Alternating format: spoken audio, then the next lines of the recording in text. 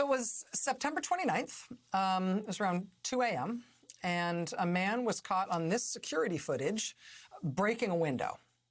This was the headquarters for the Travis County, Texas Democratic Party. The headquarters is in Austin, Texas. And the man drops what appears to be fireworks and then a Molotov cocktail through the glass that he just broke. And you see from the interior security cameras that you have a clear view of it starting to smoke inside the Democratic Party headquarters.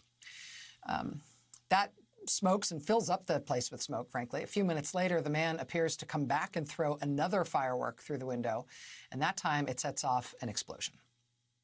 Again, this is Democratic Party headquarters in Austin, Texas. And with that fire burning, as you see there from the interior camera, the man flees into the night. And we covered the story right after it happened. You might remember we showed some of that surveillance footage. The man was caught soon thereafter. And the Travis County Democrats told investigators that in addition to the explosion, in addition to the fireworks and the Molotov cocktail and all the rest of it, the man left them a threatening, very political note, leaving no doubt as to what the motive was. He said that the explosion he set off was essentially a warning shot, and this kind of thing would happen again if Democrats continued to do Democratic Party stuff, if they continued to, run for office and support candidates for office in Texas. A few days later, a suspect was arrested, and he is currently facing state charges and also federal charges in connection with this firebombing of the Democratic Party headquarters in Austin. Well, tonight, here's your unexpected update on that story. The man is now out of jail. He has been released on $2,500 bond. $2,500? He does have an ankle bracelet. He was actually let out a few weeks ago. Remember, the attack only happened September 29th. He was let out of jail a few weeks ago. But the people who work at the office that he set on fire, they only found out about his release a few days ago, which is the only reason that we know about it. The Democratic Party in Austin told us that they recently reached out to the FBI looking for an update on the case. And when they asked about the dispensation of the suspect, the FBI wouldn't say where he was.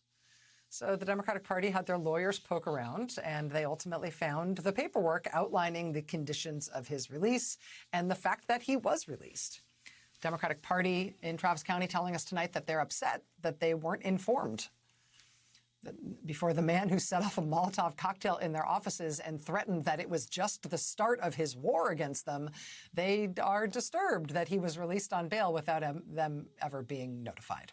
The chair of the Travis County Democratic Party told us today, quote, after assurances that the suspect would not be bond eligible given the nature of his crime, it is very disheartening to find he made bond at $2,500 and was released without our knowledge. Well, today, here's another update. Now, the Travis County Democratic Party has filed a civil lawsuit against that man who is suspected of firebombing their offices, who's also facing criminal charges for those allegations. They say they're filing this civil suit to hold the man, quote, accountable for his violent acts and to prevent future domestic terror attacks on our voting institutions.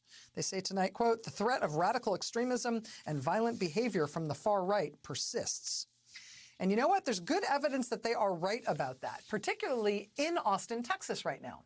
In addition to the Molotov cocktail and the fireworks, the attempted arson, the attempted burning down of the Democratic Party headquarters in Austin, Austin has since suffered a spate of right-wing and also really explicitly anti-Semitic attacks.